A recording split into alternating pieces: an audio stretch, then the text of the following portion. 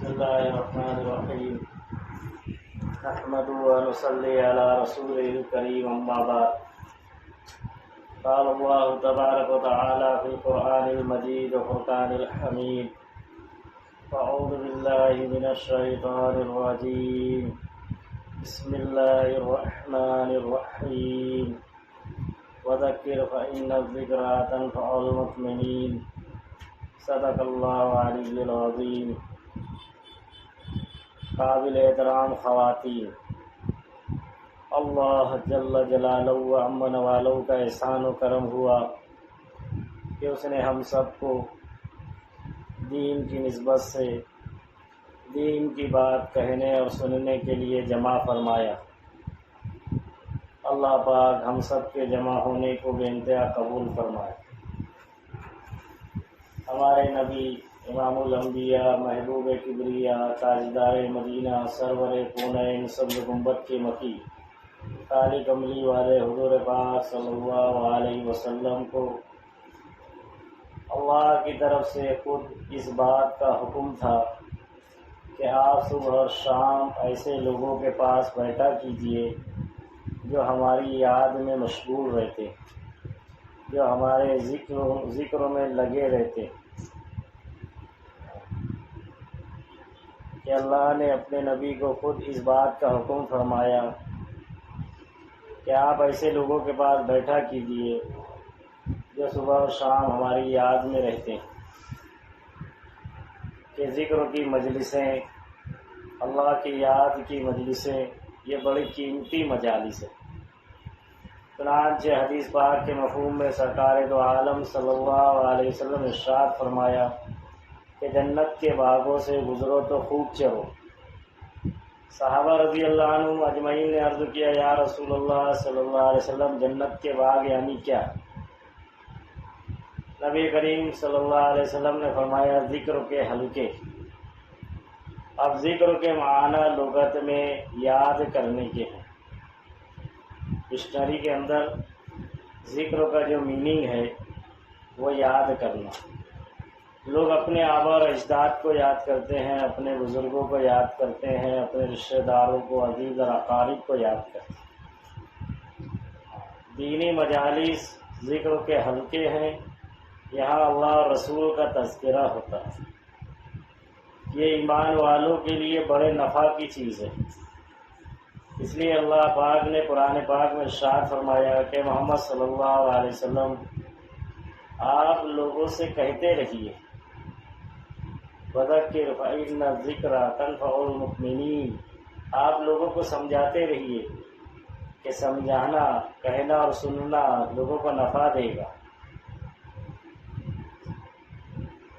چنانچہ حدیث میں ہے کہ جہاں کہیں دین کی مجالس لگتی ہے، ایک بڑا نفع یہ ہوتا ہے کہ اس میں بیٹھنے والوں کی مغفرت کر دی جاتی ہے، اور دوسرا نفع یہ ہوتا ہے کہ گناہوں کو نیکیوں میں بدل دیا جاتا ہے۔ اول تو گناہ جو تھے، جتنے گناہ تھے وہ معاف ہو گئے، اور جتنے گناہ تھے اس کے عوض میں، اس کے بدلے میں، اس کے تبدل میں نیکی لکھ دی گئی۔ یہ اللہ کی شان کریمی ہے کہ گناہ بھی ہوئے، معاف بھی کر دیے گئے، اور اس کے بدلے انعام بھی مل گیا کہ نیکیاں ہی نیکیاں مل گئی۔ چنانچہ حضرت عمر رضی اللہ عنہ جب نبی کریم صلی اللہ علیہ وسلم کی مجلس میں سے اٹھتے تو صحابہ سے مخاطب ہو کر کہتے کہ آج کی مجلس میں سب سے زیادہ نفع مجھے ہوا۔ تو ان کے ساتھی کہتے کہ عمر، شروع سے مجلس میں ہم بھی شریک تھے، آپ بھی شریک تھے، نبی کے ارشادات ہم نے بھی سنا، آپ نے بھی سنا، مجلس کے اختتام تک ہم بھی موجود رہے، آپ بھی موجود رہے، تو پھر تو نفع ہم سب کا برابر ہوا نا۔ حضرت عمر رضی اللہ عنہ فرماتے ہیں کہ زمانے جاہلیت میں سب سے زیادہ گناہ میرے تھے، اس لیے سب سے زیادہ نیکی مجھے ملی، اس لیے مجھے سب سے زیادہ نفع ہوا۔ کہ زمانے جاہلیت میں سب سے زیادہ گناہ میرے تھے، اس لیے سب سے زیادہ نیکی مجھے ملی، اس لیے سب سے زیادہ نفع۔ تو یہ صحابہ کے یقین کی بات تھی کہ ان کا ایمان ایسا پختہ تھا، ایسا یقین بنا ہوا تھا نبی کے ارشادات اور قرآن کے احکامات پر یمین و عن وہ اس کو مانا کرتے تھے، اس پر آمن اور صدقنا ان کی زبانوں پر جاری اور ساری رہتا تھا۔ تو ہمارا بھی یقین ہو کہ ہم بھی جمعہ کے دن یہاں پر دین کی مجلس میں شرکت کرتے ہیں، ہماری بھی مغفرت ہوگی، اس لیے کہ دیکھو گنہگار تو سب ہے، کوئی نہیں کہہ سکتا کہ مجھ سے گناہ نہیں ہوتا۔ ہاں، حدیث میں کل بنی آدم خطاؤن، سب گنہگار ہیں، بہترین گنہگار وہ ہے جو توبہ کر لے۔ تو گناہ تو سب سے ہوں گے، لیکن جب مجلس میں بیٹھیں گے تو مغفرت ہوگی، گناہ کے بدلے نیکیاں ملے گی، تو یہ یقین ہونا چاہیے۔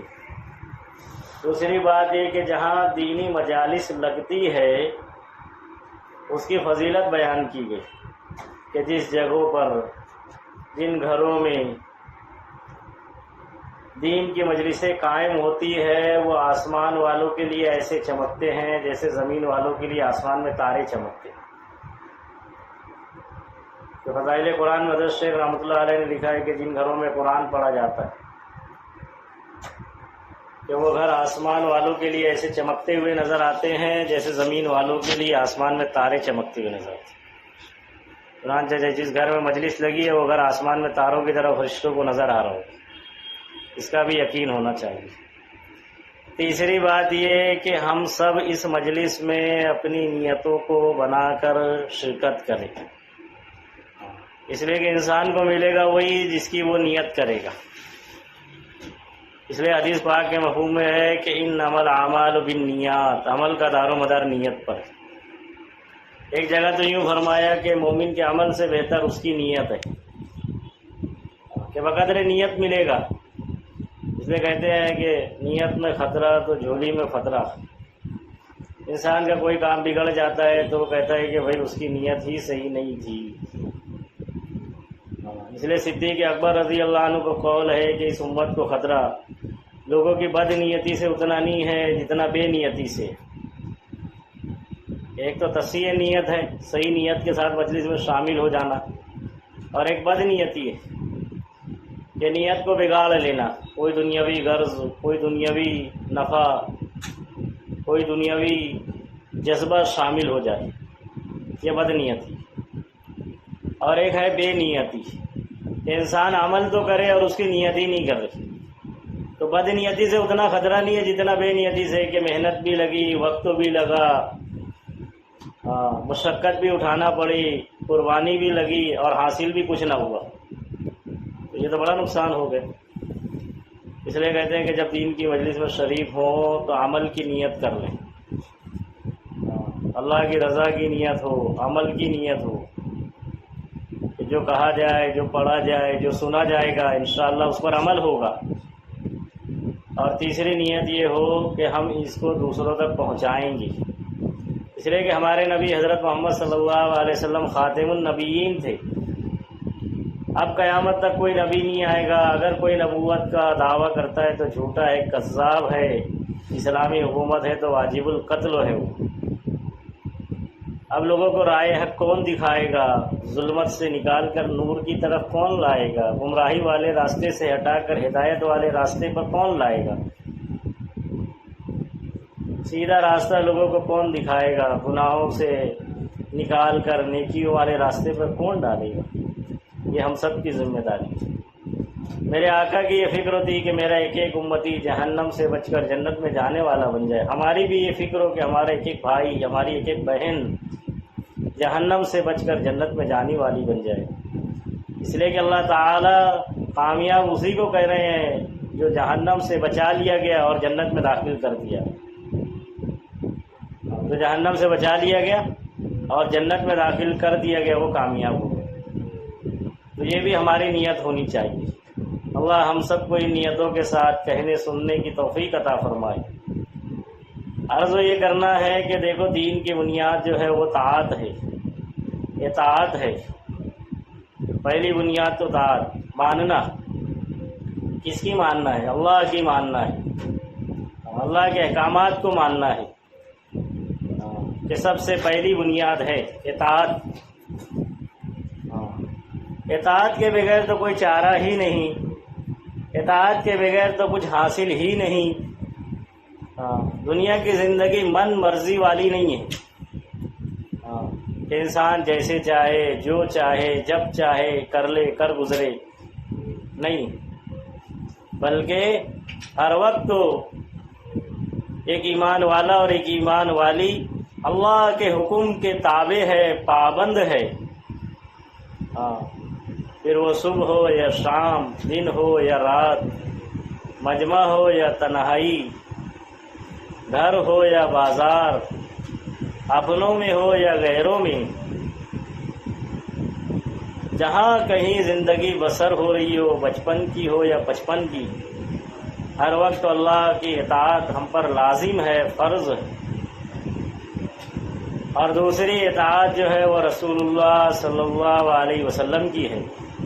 اس لیے اللہ نے بار بار قرآن میں کہا ہے کہ اطاعت کرو اللہ کی اور اس کے رسول کی، اطیعوا اللہ واطیعوا الرسول، اللہ کی اطاعت کرو اور نبی کی اطاعت کرو۔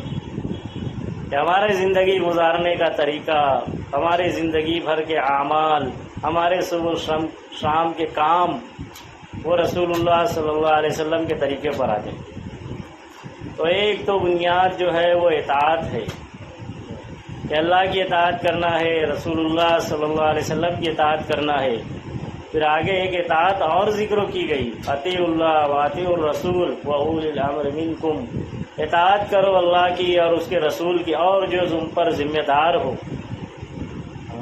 جو تم پر ذمہ دار ہو، جو تمہارا امیر ہو، جن کو اللہ نے تم پر حاکم متعین کیا ہے، ذمہ دار بنایا، امیر بنائے، اس کی اطاعت کرو۔ دوسری بنیاد جو ہے وہ دین کی ہے وہ قربانی ہے کہ بغیر قربانی کے دین نہیں ہے۔ ہم تک جو دین پہنچا ہے وہ قربانی سے ہی پہنچا ہے۔ سب سے پہلے قربانی حضرات انبیاء علیہم الصلاۃ والسلام کی ہے کہ نبیوں نے قربانی دی ہے، کہ نبی اللہ کے برگزیدہ معصوم منتخب بندے جن کا انتخاب اللہ نے عالم ارواح کے اندر کیا تھا، جو دنیا کے اندر اللہ کی پہچان، اللہ کی شناخت، اللہ کی معرفت، اللہ کا تعارف کراتے تھے، بھولے ہوئے بھٹکے ہوئے کو اللہ کی پہچان کراتے تھے۔ سب سے پہلی قربانی انہی کی کہ آرے سے چیرا گیا، کھولتے ہوئے تیل میں ڈالا گیا، آگ میں ڈالا گیا۔ سیدنا ابراہیم علیہ السلام کو کہاں ڈالا گیا؟ آگ میں ڈالا گیا۔ ان کی راہ میں کانٹے بچھائے گئے، ان کو ساحر اور مجنون کہا گیا، پاگل کہا گیا ان کو، نعوذ باللہ من ذالک۔ تو سب سے پہلی قربانی انبیاء علیہم الصلاۃ والسلام کی، اور انبیاء میں سب سے زیادہ قربانی دین کے لیے دی ہے کسی نے تو وہ ہم سب کے سرکار دو عالم حضرت محمد صلی اللہ علیہ وسلم نے، کہ خود فرماتے ہیں کہ راہ حق میں مجھے جتنا ستایا گیا، جتنی تکلیفیں دی گئی، اتنی تکلیف کسی کو نہیں دی گئی، کہ سارے انبیاء کی تکلیف ایک طرف اور میری تکلیف ایک طرف، تو بڑھ جائے گی۔ کہ آپ نے سب سے پہلے جب آپ نے دعوت دی ہے، پاران کی چوٹی پر کھڑے رہ کر مکہ والوں کو جمع کیا اور پوچھا کہ بتاؤ کہ میں تم لوگوں کے نزدیک کیسا آدمی ہوں، کیونکہ 40 سال سے آپ ان لوگوں کے اندر موجود تھے، تو لوگوں نے کہا کہ آپ تو صادق اور امین ہیں، آپ کے اخلاق ایسے ہیں کہ آپ سچے ہیں، امانت دار ہیں،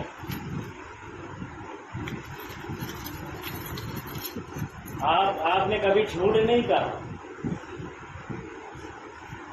آپ نے کبھی ہے تو کسی کو دھوکہ نہیں دیا، آپ نے کبھی کسی کی طرف نگاہ غلط نہیں اٹھائی، آپ صادق اور امین ہیں۔ تو ہمارے نبی حضرت محمد صلی اللہ علیہ وسلم نے کہا کہ اگر میں یہ کہوں کہ اس اونچی پہاڑی پر میں کھڑا ہوں اور پیچھے سے ایک قافلہ ہے جو کچھ ہی وقتوں میں آپ پر حملہ کرنے والے، تو کیا میری بات کو یقین کر لو گے؟ کہا کہ ہاں مان لیں گے۔ تو کہا کہ پھر پڑھو، یا ایھا الناس قولوا لا الہ الا اللہ محمد الرسول اللہ تفلحون، اے لوگو اللہ کے سوا کوئی معبود نہیں، عبادت کے لائق، بندگی کے لائق، پوجا کے لائق، پرستش کے لائق، جس کو مانا جائے، جس کی مانی جائے، وہ ذات صرف اللہ کی۔ اور حضرت محمد صلی اللہ علیہ وسلم یعنی میں محمد صلی اللہ علیہ وسلم اللہ کا رسول ہوں، پیغمبر ہوں، میسنجر ہوں، بات کا پہنچانے والا ہوں، میں اللہ کا نبی ہوں۔ اگر تم ان دو باتوں کا اقرار کر لو گے تو تم دنیا میں بھی کامیاب ہوگے اور آخرت میں تفلحون۔ فلاح کا لفظ علماء نے لکھا ہے کہ جہاں کہیں آتا ہے دنیا اور آخرت دونوں جگہ کی بھلائی اور خیر اور کامیابی اور سرخروئی کی ضمانت لیے ہوئے ہوتا ہے۔ جیسے ہی آپ نے دعوت دی ہے تو سب سے پہلا پتھر مارنے والا کوئی اور نہیں بلکہ آپ کا چچا ابو لہب تھا۔ یہ جملہ کہا ہے کہ تیرا ہاتھ ٹوٹے نعوذ باللہ کہ اس لیے تو نے ہم کو جمع کیا، اور لوگ منتشر ہو گئے، تو آپ نے قربانی دی، پھر آپ کی دعوت آگے بڑھی تو آپ کو لوگ پریشان کر رہے۔ ابو جہل آپ کے پیچھے چل رہا ہے اور کہہ رہے نعوذ باللہ میرا بھتیجا ہے تو ساحر ہے، جادوگر ہے، مجنون ہے، اس کے دماغ کے اندر خلل ہو گیا ہے۔ آپ کے اوپر دھول اڑائی جا رہی، آپ کے چہرے انور پر ہے تو تھوکا جا رہا ہے۔ بیت اللہ میں آپ نماز پڑھ رہے ہیں تو چادر گلے میں ڈال کر کھینچی جا رہی ہے، اونٹ کی اوج آپ کی پیٹھ پر لا کر رکھی جا رہی ہے، دو بیٹیوں کے طلاق ہوئے، مکہ کے لوگوں نے بات نہیں مانی،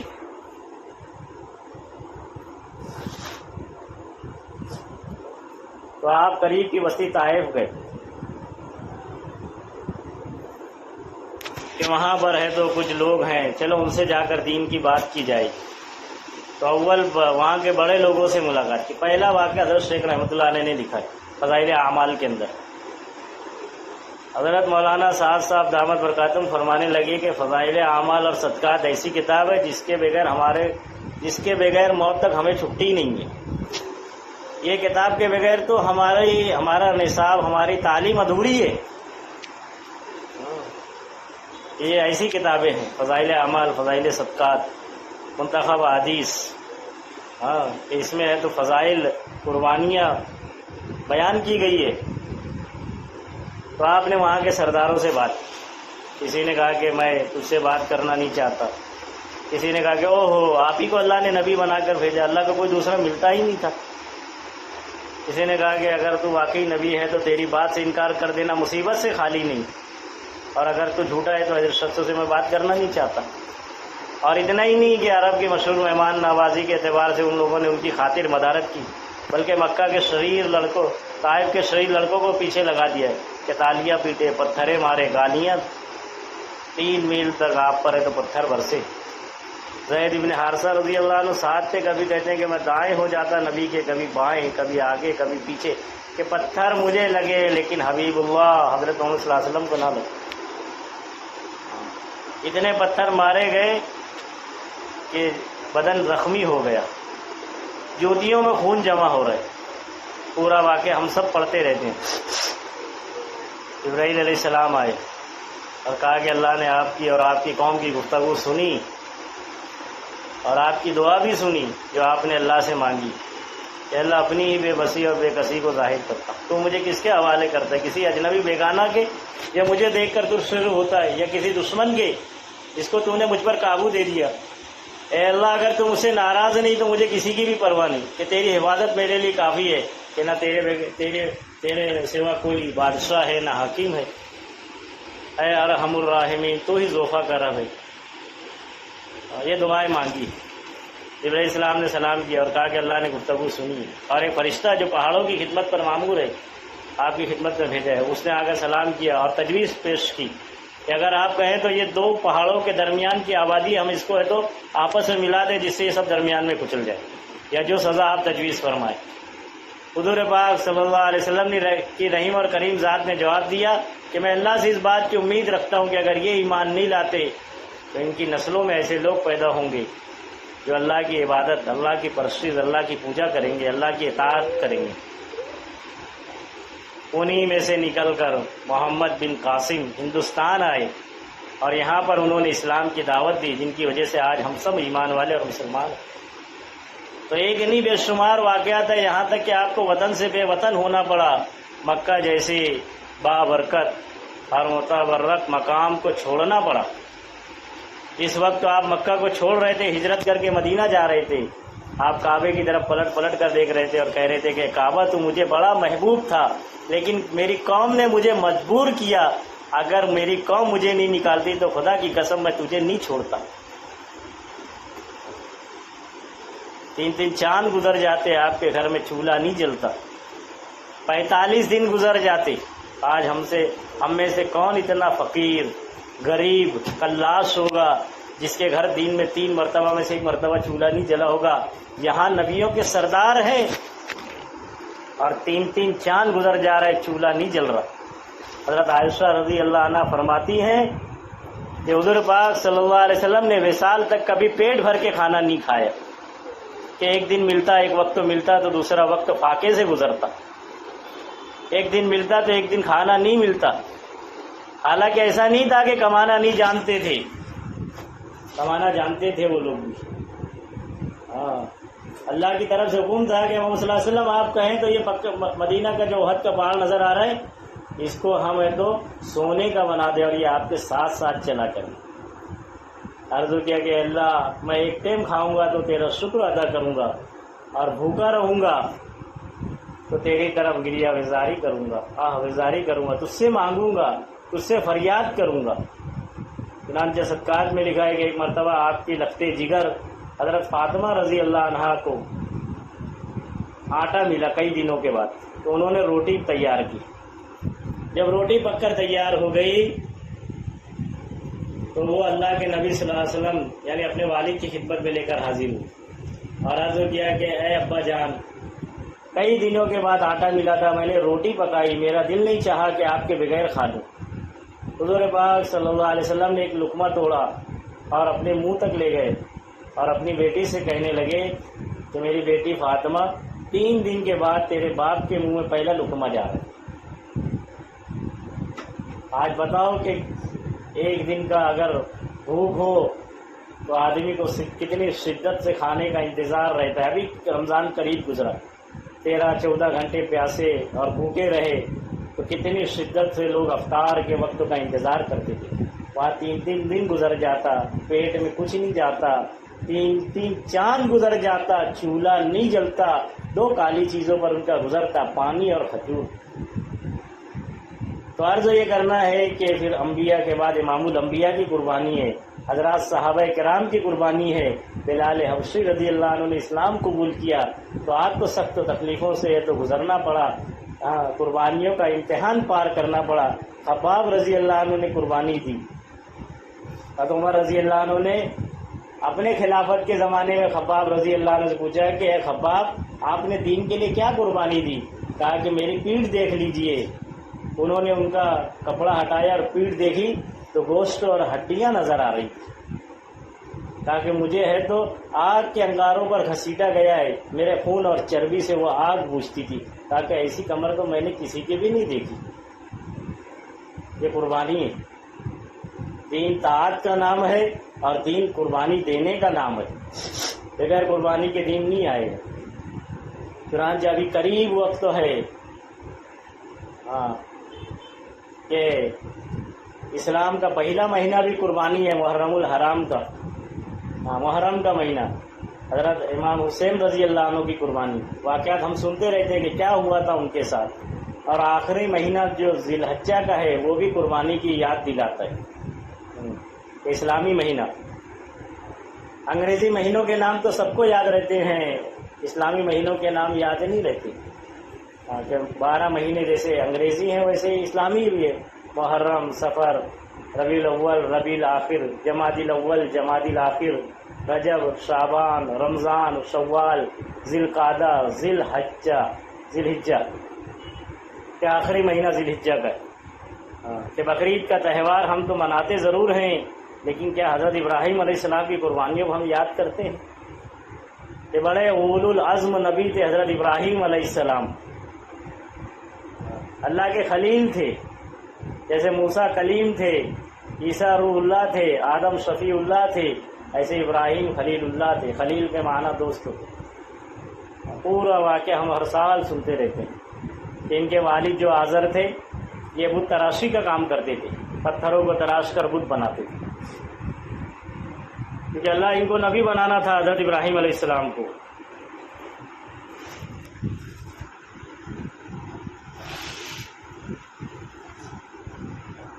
حضرت ابراہیم علیہ السلام تو ان کے شروع سے ہی ان کے دل اور دماغ میں اللہ کی ربوبیت، اللہ کی قدرت، اللہ کی بڑائی اور وہ اخلاق ان کی زندگی میں موجود تھے۔ انہوں نے دیکھا کہ میرے والد اور ہمارے قبیلے کے لوگ ایسی چیزوں کو خدا مانتے ہیں جو خود اپنے ہاتھوں سے بناتے ہیں، بتوں کو تراش کر اس کی پوجا کرتے ہیں، پرستش کرتے ہیں، اور باقاعدہ بڑے بڑے بت بنے ہوئے تھے۔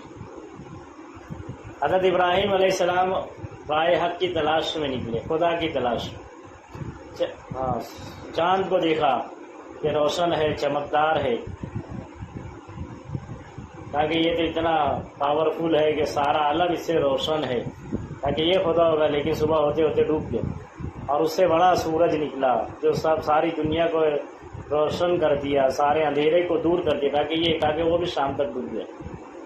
پھر اللہ نے تو اپنی بڑائی، اپنی کبریائی ان کے دل میں ڈالی کہ اللہ تو ان سب مخلوقات کا پیدا کرنے والا خالق ہے، وہ خالق کائنات ہے۔ آپ نے اپنی قوم میں دعوت دینا شروع کر۔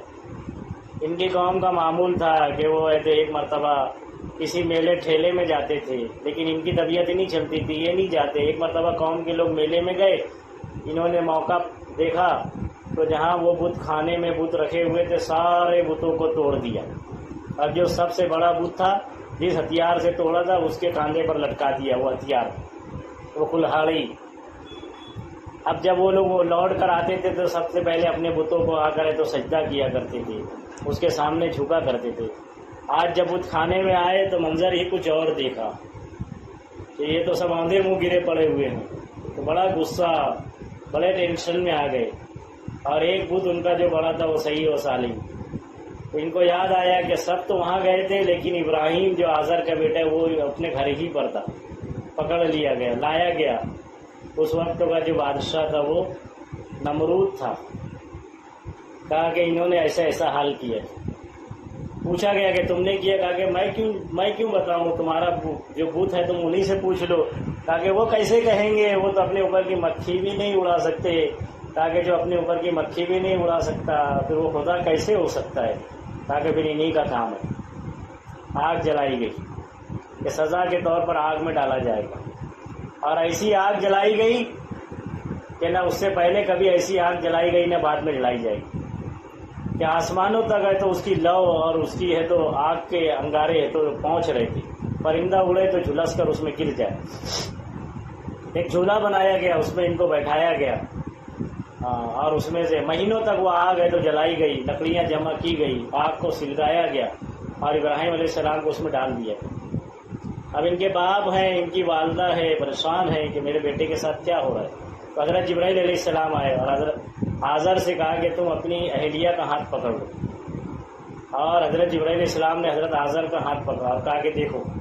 انہوں نے دیکھا کہ آگ جو ہے وہ باغ بنی ہوئی ہے، اور حضرت ابراہیم ہے تو اس میں بیٹھے ہوئے ہیں، اور آگ ہے تو باغ بنی ہوئی ہے۔ کہ جب سب کا انکار کر دیا تو اللہ نے آگ کو باغ بنا دیا۔ کیا بنا دیا؟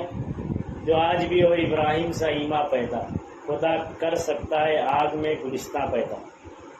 کہ اللہ کا حکم ہو گیا، یا نار کونی بردہ سلام علی ابراہیم۔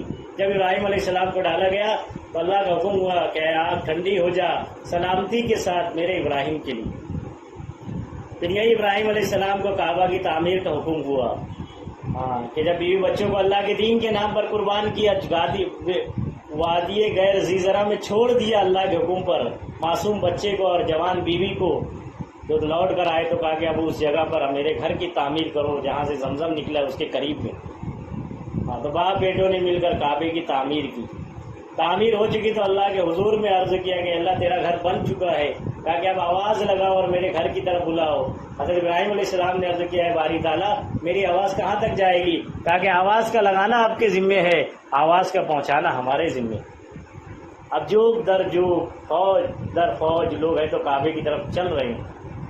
دیکھو اتوار کے دن ظہر کے بعد یہاں حج کی ٹریننگ ہوتی ہے، کتنے لوگ آتے، 100 سوا 100 مستورات یہاں، 100 سوا 100 مرد مسجد میں، لاکھوں کی تعداد میں، اور پوری دنیا سے لاکھوں کی تعداد میں وہاں پر لوگ پہنچ رہے ہیں اللہ کے گھر میں۔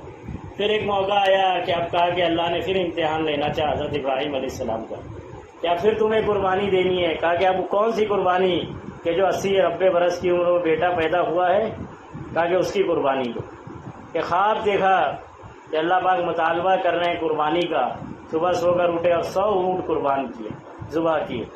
دوسرے دن پھر قربانی کا مطالبہ ہوا، پھر 100 اونٹ۔ تیسرے دن پھر مطالبہ ہوا کہ اپنی محبوب چیز کو ہماری راہ میں قربان کرو، کہ اللہ فرما رہے کہ تم نیکی کے کامل درجے کو نہیں پہنچ سکتے جب تک اپنی محبوب چیز کو ہماری راہ میں قربان نہ کرو۔ تو سوچنے لگے، غور کرنے لگے کہ مجھے کیا چیز محبوب ہے؟ کہا کہ میرا بیٹا اسماعیل محبوب ہے مجھے، کہا کہ اس کی قربانی لیا حضرت اسماعیل علیہ السلام کو، اور کہا کہ کسی ویران جگہ پر جا کر ہے تو میں اللہ کے نام پر اس کو قربان کر دوں گا۔ شیطان سب سے پہلے حضرت اسماعیل علیہ السلام کی اماں کے پاس آیا، حضرت حاجرہ کے پاس، کہا کہ تو جانتی ہے کہ تیرا شوہر اپنے بیٹے کو کہاں لے کر گیا ہے؟ کہا کہ باپ ہے، گھمانے لے کر گیا ہوگا، سیر و تفریح کے لیے لے کر گیا ہوگا۔ کہا کہ نہیں، وہ تو اس کو ذبح کرنے کے لیے لے کر گیا ہے۔ کہا کہ کوئی باپ اپنے بیٹے کو ذبح کرتا ہے؟ تو شیطان کہنے لگا کہ ہاں اللہ کا حکم ہے اس لیے۔ تو وہ بھی کس کی بیوی تھی؟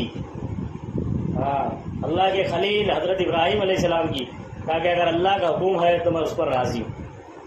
حضرت ابراہیم علیہ السلام نے بیٹے سے کہا کہ بیٹا میں نے ایسا ایسا خواب دیکھا ہے کہ میں تجھ کو قربان کر رہا ہوں اور یہ اللہ کا حکم ہے۔ بیٹا بھی فرما بردار تھا۔ کہا کہ اگر ابا جان آپ نے یہ خواب دیکھا ہے تو آپ کر گزریے، مجھے انشاءاللہ شاکرین اور صابرین میں پائیں گے، شکر کرنے والے اور صبر کرنے والوں میں پائیں گے۔ اس لیے شاعر نے کہا ہے کہ یہ مکتب کی کرامت تھی یا فیضان نظر، یہ مکتب کی کرامت تھی یا فیضان نظر، سکھائے کس نے اسماعیل کو آداب فرزندی۔ کہ باپ سے کس طرح گفتگو کرنا یہ کس نے سکھایا؟ تو کہا کہ بیٹے کے پاس آیا، کہا کہ تجھے معلوم ہے تیرے ابا تجھ کو کہاں لے جا رہے ہیں؟ کہا کہ ہاں معلوم ہے۔ کہا کہ وہ تجھے ذبح کریں گے۔ کہا کہ کوئی باپ اپنے بیٹے کو ذبح کرتا ہے؟ کہا کہ اللہ کا حکم ہے اس لیے لے جا رہے۔ کہا کہ اللہ کا حکم ہے تو پھر میں راضی ہوں۔ اور پھر وہ جگہ آج بھی موجود ہے، وہاں پر ایک ایسا سیمنٹ کا پلر اور اس میں ایک سیمنٹ کا پلر بنا ہوا ہے، اور جب حاجی جاتے ہیں تو وہاں جو گائیڈ ہوتا ہے وہ بتاتا ہے کہ دیکھو یہ وہی جگہ ہے جہاں پر وہاں پر پتھر ہے، اور وہیں اسی پتھر پر ہے۔ تو حضرت ابراہیم علیہ السلام نے حضرت اسماعیل علیہ السلام کو لٹایا تو بیٹا کہنے لگا کہ ابا آپ اللہ کے حکم کو پورا کرنے جا رہے ہیں، کہیں میری محبت بیچ میں اور درمیان میں نہ آ جائے، اس لیے اپنی آنکھوں پر پٹی باندھ لیں۔ حضرت ابراہیم علیہ السلام نے اپنے آنکھ پر پٹی باندھی اور چھری ان کی گردن پر لے گئے۔ اب کہا کہ فرشتے بھی پریشان کہ یہ کیا ہو رہا ہے کہ ایک باپ اللہ کے حکم کو پورا کرنے کے لیے اپنے بیٹے کو قربان کر رہا ہے، اور اللہ بھی دیکھ رہا ہے خدا کہ باپ بھی میرا حکم پورا کر رہا ہے اور بیٹا بھی میرا حکم پورا کر رہا ہے۔ اب چھری کو حکم تھا کہ تجھے بھی حکم پورا کرنا ہے۔ اب یہ چھری رکھی ہے گردن پہ اور اللہ قربانی مانگتے ہیں، لیتے نہیں ہیں۔ کہا کہ فرشتے آئے اور حضرت اسماعیل علیہ السلام کو ہٹایا اور وہ چھری دمبے پر چلی، اور جب خون کے فوارے اڑے ہیں تو حضرت ابراہیم علیہ السلام نے اپنی پٹی نکالی تو دیکھا کہ دمبا ہے تو ذبح ہوا پڑا ہے، اور قریب حضرت اسماعیل علیہ السلام مسکرا رہے ہیں کہ وہ قربانی کا مہینہ آ رہا ہے، کہ وہ قربانی کا تہوار۔ ہم تو سمجھتے ہیں کہ بس جانور ذبح کر کے بریانی، قورمہ، دال گوشت، کباب، بھجیا، سموسا، یہ ہمارے یہاں بننا ہے، یہی قربانی کا مطلب ہے۔ نہیں، یہ قربانی اصل میں اپنے جذبات کی ہے، اپنے نفس کی ہے، اپنی چاہتوں کی ہے، اپنی خواہشات کی ہے، جو اللہ کے دین کے لیے دی جائے گی۔ یہ تو اس کے عوض میں ہے یہ ساری چیزیں کہ اللہ نے پہلی امتوں میں تو قربانی جب دی جاتی تھی تو اس کا گوشت بھی نہیں کھانے کا حکم تھا کہ آپ گوشت نہیں کھاتے تھے، وہ پہاڑوں پر رکھ کر آ جاتے تھے، ایک آگ آتی تھی اور اس کو جلا دیتی تھی۔ یہ تو امام الانبیاء کے قربان جائیے کہ قربانی بھی دی جا رہی اور گوشت بھی مفت میں کھانے کو مل رہا۔ کہ اللہ فرما رہے کہ نہ تو تمہارا خون ہمارے تک پہنچتا ہے نہ گوشت، بلکہ تمہاری نیت، تمہارے جذبے، کہ تم نے کس جذبے کے ساتھ قربانی دی ہے ہمارے لیے، اور کس جذبے سے تم نے سنت ابراہیمی کو زندہ کیا ہے، یہ حضرت ابراہیم علیہ السلام کی سنت ہے۔ تو عرض کرنا ہے محترم ماں اور بہنوں کہ دین جو ہے وہ قربانی سے آئے۔ دین کے لیے دو بنیادیں ہیں، اطاعت ہے جو اللہ اور رسول کی اپنی زندگی میں لانا ہے، دل چاہے یا نہ چاہے ہر حال میں اللہ کے احکامات کو پورا کرنا ہے، اور حضرت محمد صلی اللہ علیہ وسلم کے طریقے پر اللہ جس حال میں رکھے اس حال میں اللہ کے اوامر کے ساتھ رسول اللہ صلی اللہ علیہ وسلم کے طریقوں کے ساتھ زندگی گزارنا ہے۔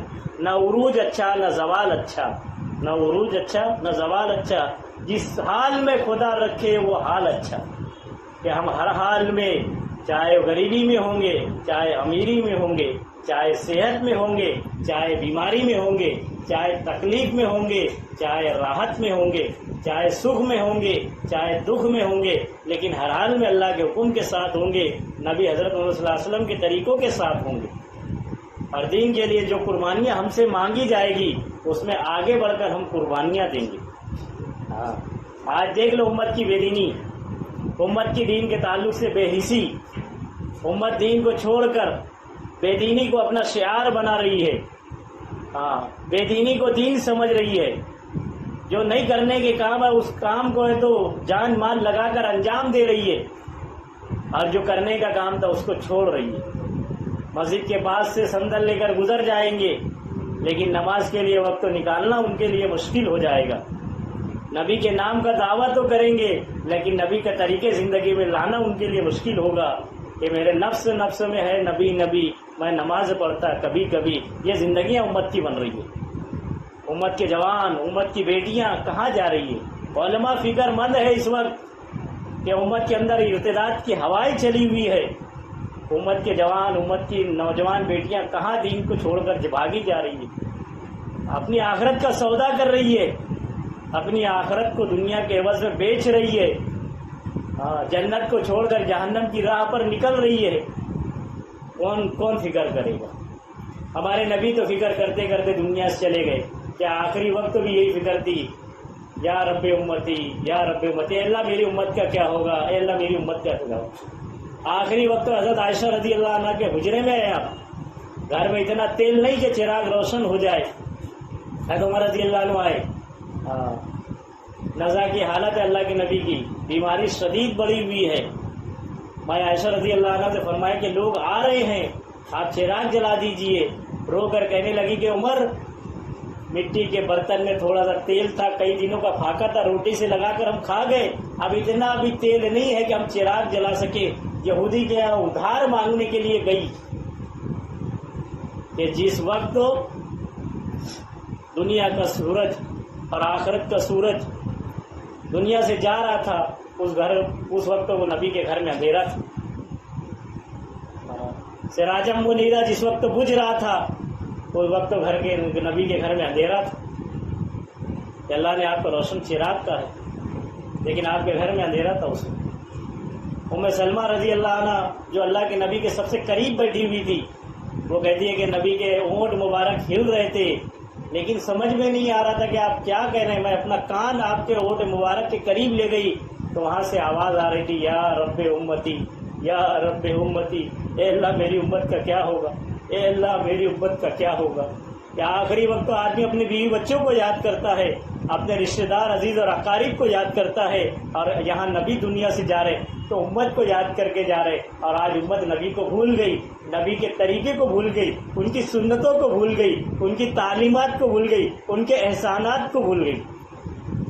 کل روز قیامت کے دن نبی سامنے ہوں گے، کیا منہ سے ہم ان کے سامنے کھڑے ہوں گے کہ وہ نبی نے قربانیاں دی، ہم کیا منہ دکھائیں گے اس نبی کو کہ بس ہم تو مسلمان نام کے تھے، ہم اپنی دنیا میں مست اور مصروف تھے، کھانا کمانا ہماری زندگی کا مقصد بنا ہوا تھا۔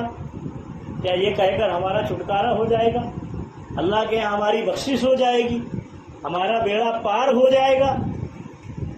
نہیں، کہ جو نبی نے قربانیاں دی ہے کل وہ نبی کے سامنے حاضری بھی ہوگی۔ وہ نبی کہیں گے کہ میں نے اپنا سب کچھ لگا دیا، تم نے کیا لگایا؟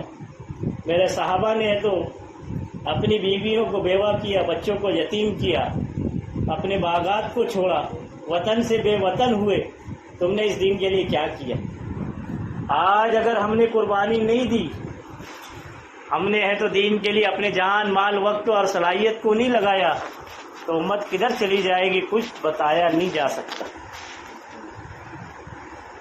تو آج یہ ایک مہینہ سوا مہینے پر جو مردانہ بات ہوتی ہے، اسی کی فکریں، اسی کا احساس۔ صرف نماز پڑھ لینے سے دین کا حق ادا ہو جائے گا، تلاوت کر لینے سے، ذکر کر لینے سے، یہ تو کرنا ہی کرنا ہے، اس کے بغیر چھٹکارا نہیں۔ فرض ہو تو قرض ہے۔ حضرت مولانا سعد صاحب دامت برکاتہم فرماتے ہیں کہ اس امت میں دین کے تعلق سے جو ذمہ داری مردوں کی ہے بے عینیہ، وہی ذمہ داری مستورات کی بھی ہے، عورتوں کی بھی ہے، کہ اگر یہ در بدر یہ پھریں گے، یہ ملک در ملک پھریں گے، تو مستورات کو بھی پھرنا پڑے گا، شریعت کی حدود کے ساتھ، پردے کے اہتمام کے ساتھ، ان کو بھی نکلنا پڑے گا۔ بغیر نکلے چارہ کار نہیں ہے، ورنہ ایک وقت تو آئے گا موت کا فرشتہ لے کے چلا جائے گا، زندگی کا سورج ڈوب جائے گا، وقت تو ختم ہو جائے گا، ایک سبحان اللہ کے بھی محتاج ہو جائیں گے، قبروں میں پڑے ہوں گے، کوئی پرسان حال نہیں ہوگا، کوئی پرسان حال نہیں ہوگا۔ تو آج موقع ہے، آج چانس ہے، گولڈن چانس، سنہری موقع ہے کہ اپنی زندگی کی ترتیب بنا لیں، اپنی زندگی کے رخ کو صحیح کر لیں، فکر آخرت، استعداد آخرت اپنے اندر پیدا کر لیں، اپنی ذات سے لے کر ساری امت کے اندر اللہ کا دین کیسے زندہ ہو جائے، رسول اللہ صلی اللہ علیہ وسلم کے طریقے کیسے زندہ ہو جائیں، دین کی محنت پر پوری امت کیسے کھڑی ہو جائے، تاکہ امت کا کھویا ہوا نصیبہ جاگ جائے، امت کی ذلت عزت میں بدل جائے، امت کی بے دینی دین میں بدل جائے، امت کی بے حیائی حیا میں بدل جائے، امت کی مستورات میں پردہ زندہ ہو جائے، امت کے جوانوں پر ہے تو اللہ کے احکامات نبی کے طریقے زندہ ہو جائے۔ یہ ہم سب کو اس کی فکر کرنا پڑے گی، اس کے لیے قربانی دینا پڑے گی، کہ شروع مہینہ بھی قربانی کا، آخری مہینہ بھی قربانی کا، انبیاء کی قربانی، امام الانبیاء کی قربانی، صحابہ کی قربانی، اولیاء اللہ کی قربانی، کہ بزرگوں کی قربانی ہے، جن بزرگوں کا ہم نام لیتے ہیں انہوں نے بھی دین کے لیے قربانی دی ہے۔ ابھی میں مارکیٹ سے گزر رہا تھا تو ایک ہمارا پہچان کا ہے، وہ بائک لے کر، اس کی بائک پر لکھا تھا خواجہ کا دیوانہ۔ تو میں نے پوچھا کہ بھائی بتائیے خواجہ صاحب رہنے والے کہاں کے تھے؟ بولے میرے کو نہیں معلوم۔ بولا تو ان کا دیوانہ ہے نا تو بتا نا، تو نہیں بتا پایا۔ اچھا ان کا صحیح نام تو بتا، وہ بھی نہیں پتا۔ تو میں نے کہا کہ میں تجھے بتاتا ہوں کہ ان کا نام تھا معین الدین، اور یہ ایران کے شہر سنجر کے رہنے والے تھے۔ حضرت خواجہ معین الدین چشتی اجمیری رحمۃ اللہ علیہ، ایران کا ایک شہر سنجر، وہاں کے رہنے والے تھے۔ بولا سن، وہ حج کے لیے مکہ تشریف لے گئے، اور جب حج سے فارغ ہوئے تو مدینہ گئے، اور نبی صلی اللہ علیہ وسلم کے روضہ مبارک کی زیارت کی، اور وہاں پر قیام کیا۔ تو خواب میں اللہ کے نبی صلی اللہ علیہ وسلم آئے اور کہا کہ معین الدین تم ہے تو ہندوستان جاؤ، وہاں پر کفر اور شرک کو بہت ہے، وہاں جاؤ، لوگوں کو ہے تو کلمہ بتاؤ، دین سمجھاؤ۔ یہ حج سے واپس ہوئے اور اپنے گھر گئے۔ بڑے امیر اور شہزادوں والی ان کی زندگی تھی، پرنس تھے یہ، شہزادے تھے۔ 22 بیلوں کی جوڑیاں ان کے کھیت میں کام کرتی تھی۔ والد کا سایہ سر سے اڑ چکا تھا، والدہ حیات تھی۔ والدہ سے جا کر کہا کہ میں نے حضرت محمد صلی اللہ علیہ وسلم کو خواب میں دیکھا اور مجھے ہے تو ہندوستان جانے کا حکم ہوا ہے۔ والدہ نے کہا کہ نبی نے حکم دیا ہے تو تم سامان سفر تیار کرو تاکہ آپ کی خدمت، اور آپ اکیلے، کہا کہ میری فکر مت کر۔ اس وقت تو ایسا نہیں تھا کہ ان کی ماں نے سامان سفر کہا تو انہوں نے فوراً موبائل نکالا ہوگا اور ایروپلین کی، اور اس میں اگر ٹکٹ اویلیبل نہیں ہوگی تو ٹرین کی ٹکٹ بک کرائی ہوگی۔ ارے یہ سب سواریاں تھی ہی نہیں، یا تو پیدل تھا یا سواری پر سفر تھا، راستے بھی نہیں تھے، ریگستان، کبھی سمندر، کبھی پہاڑ سے گزرنا، راستے میں ہوٹلیں بھی نہیں تھی جہاں رک کر کھا لیتے۔ سامان سفر باندھا، سواری لی، ایران سے سفر کرتے ہوئے بنگلہ دیش کی راجدھانی ڈھاکہ پہنچے، کچھ دن وہاں قیام کیا، اور وہاں سے پھر سفر کرتے ہوئے راجستھان کے شہر اجمیر پہنچے۔ تو یہ ڈھاکہ سے اجمیر پہنچے تو 90 لاکھ لوگ ان کے ہاتھ پر ایمان لائے. کیسی قربانی انہوں نے دی ہوگی، کیسی مشقت اور مصیبتیں انہوں نے جھیلی ہوگی. تو اولیاء اللہ کی بھی قربانی لگی ہے. آج دین ہم سے مطالبہ کرتا ہے قربانی کا کہ ہم بھی دین کے لیے قربانی دیں. ہم ویسی قربانی نہیں دے سکتے کہ گردنیں کٹائیں. نہیں، ہماری قربانی یہ ہوگی کہ اپنا جان، اپنا مال، اپنا وقت، اپنی صلاحیت، اپنی آل اولاد کو اللہ کے دین پر لگا دیں. ہمارے گھر میں کوئی فرد ایسا نہ بچے جس کا 4 مہینہ نہیں لگا ہو. جن کے کئی مرتبہ 4 مہینے لگے ہوں ان کی فوراً ترتیب بنائے بیرون جانے کی. ہمارا سہ روزہ لگ گیا تو عشرہ لگانے کی فکر کر لیں. ہمارا عشرہ لگ گیا تو فوراً چلے کی ترتیب بنا لیں. چلہ لگ گیا ہے تو 2 ماہ بیرون کی ہم ترتیب بنا لیں. 1 ماہ نظام الدین کی ترتیب بنا لیں. ہمارے گھر میں کوئی فرد ایسا نہ ہو جن کا اللہ کے راستے میں چلنا پھرنا نہ ہو رہا ہو. ہمارا گھر ہے تو کتابی تعلیم کا نمونہ ہو. کوئی ہمارے گھر میں آئے تو دین کی بات لے کر جائے. ہمارے گھر میں ایسی تعلیم 5 صفات کے ساتھ ہو رہی ہو کہ قرآن کے حلقے بھی لگ رہے ہوں، فضائل کی کتاب بھی پڑھی جا رہی ہو، 6 صفات کا مذاکرہ بھی ہو رہا ہو، مشورہ بھی ہو رہا ہو، تشکیلیں بھی ہو رہی ہو. ہمارا گھر دین کا نمونہ بن جائے، اسلام کا نمونہ بن جائے. اس کے لیے مطالبہ ہے. دیکھو ابھی ہے تو ہمارے صوبے کے ذمہ دار پچھلے 2 ہفتہ پہلے اتوار کے دن ہمارے ممرہ میں دارالفلاح مسجد آئے تو انہوں نے تقاضے ڈالا کہ جتنے ہمارے شہر کی 5 اعمال والی مسجد ہے 40 دن کے اندر ہر مسجد سے ایک 4 مہینے کی جماعت اور 2 چلے کی جماعت. ایسے ہی 12 مسجدوں کے سینٹر سے 1 مستورات کی چلے کی جماعت، 2 عشرے کی جماعت اور 7 سہ روزہ جماعتیں. میں اس لیے آپ سے شیئر کر رہا ہوں کہ میں نے پہلے بھی یہ بات عرض کی آپ سے کہ جو ذمہ داری مردوں کی وہی مستورات کی. تو ہر 5 اعمال والی مسجد سے ایک 4 مہینے کی 2 چلے کی جماعت 2 مہینے کے اندر ہمیں دینا ہے. اور پورے 12 مسجدوں کے سینٹر سے 1 چلے کی جماعت مستورات کی، ماہ مستورات، 2 عشرے کی جماعتیں اور 3 سہ روزہ. اب ان ترتیبوں پر بتاؤ کون اترے گا، ان کے لیے نام لکھائیں. کھلے خرچوں کی جماعتیں، بیرون کی جماعتیں بھی. ہمارے حلقے سے کچھ لوگ چل رہے ہیں، دیکھو گھانا جماعت، ابھی وہ جماعت کا خط بھی آیا کہ وہاں پر کتنی محنت کی ضرورت ہے کہ 13 سال کے بعد 2010 میں کوئی ڈاکٹر شفیع اللہ تھے، ان کی جماعت گھانا پہنچی تھی طوبہ حلقے میں. اب 13 سال کے بعد یہ مستورات کی جماعت پہنچی ہوئی ہے کہ ہماری مسجد کے اور ہمارے حلقے کے ساتھی ہے اس میں. یعنی 13 سال تک وہ علاقہ خالی تھا. ہم ترتیبیں بنائے، اللہ نے صاحب استعداد بنائے، اللہ نے وقت دیا ہے. قربانی دیں ہم اور اللہ کے راستے میں نکلنے کی. تو 4 مہینے چلے کی مردوں کے ترتیب کے اعتبار سے نام لکھائیں. سہ روزہ لگ گیا ہے تو عشرے کے لیے نام لکھائیں. عشرہ لگائے تو چلے کے لیے 2 ماہ بیرون کے لیے نام لکھائیں. آپ تشکیل کر لیں، پھر دعا ہوگی انشاءاللہ.